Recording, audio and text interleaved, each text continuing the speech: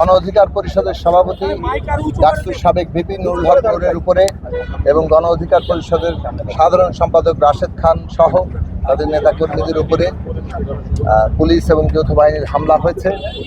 আমরা রাতেই খবর পেয়েছি, তখন তিনি বেশ আশঙ্কাজনক অবস্থায় ছিলেন এবং চিকিৎসা জায়গায় ছিলেন। সারা রাত বেশ একটা অস্থির অবস্থার মধ্যে দিয়ে নুরুল হক নূর গিয়েছেন। আমি কিছুক্ষণ আগে তার চিকিৎসকদের সাথে কথা বলেছি। তারা বলেছেন যে রাতের বেলা তো খুবই অস্থির একটা অবস্থা গিয়েছে, কেননা তার শ্বাস প্রশ্বাসের সমস্যা হয়েছে, মাথায় ইনজুরি আছে যেটা এখনো পর্যন্ত পুরোপুরি রিলিজ হয়নি, নাকে ইয়েতে একটা বড় ধরনের ফ্র্যাকচার আছে, চোখে বাঁ চোখ তার ডান চোখ বেশ গুরুতর আঘাতপ্রাপ্ত এবং সেই চোখ এখনো খুলতে পারছেন না। ডাক্তাররা চিকিৎসকরা সর্বশেষ যেটা বলেছেন যে এখনো আশঙ্কামুক্ত নন, তবে তারা আশাবাদী যে এখানে তার চিকিৎসা চলছে এবং তিনি সুস্থতা পাবেন। আমরা সবাই দোয়া করি যাতে নুরুল হক নূর দ্রুত সুস্থতা ফিরে পান। এই হামলা যেটা হয়েছে আমরা তার তীব্র নিন্দা এবং প্রতিবাদ জানিয়েছি ইতিমধ্যেই। বিশেষভাবে গণ অধিকারের একটা কর্মসূচি ছিল, সেই কর্মসূচিতে যা হয়েছে তারপরে গণ অধিকার নেতৃবৃন্দ নুরুল হক নূর এবং রাশেদ খানের নেতৃত্বে তারা তাদের অফিসের সামনে একটা প্রেস ব্রিফিং এর অপেক্ষা করছে।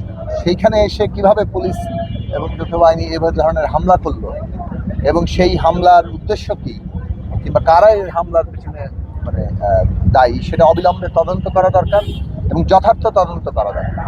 তদন্ত করে, কেননা আমরা একটা খুবই একটা জটিল রাজনৈতিক পরিস্থিতির মধ্যে আছে।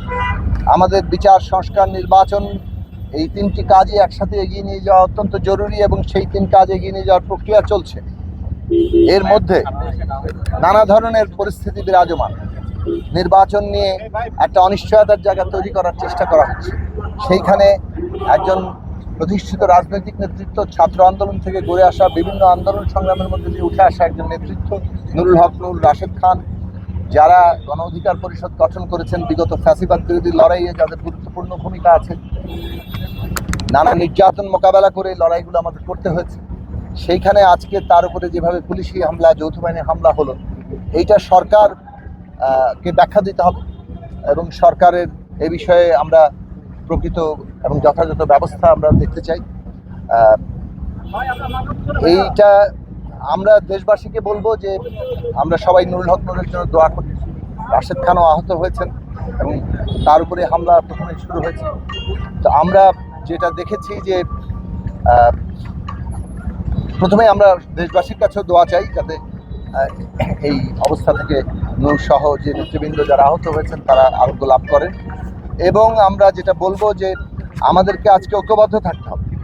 ফ্যাসিবাদ বিরোধী লড়াইয়ে আমরা যেভাবে ঐক্যবদ্ধ ছিলাম, আমরা আজকের বাংলাদেশের যে গণতান্ত্রিক রূপান্তর, গণতান্ত্রিক যে পুনর্গঠন চলছে, সেইটাতে আমরা ঐক্যবদ্ধ থাকি।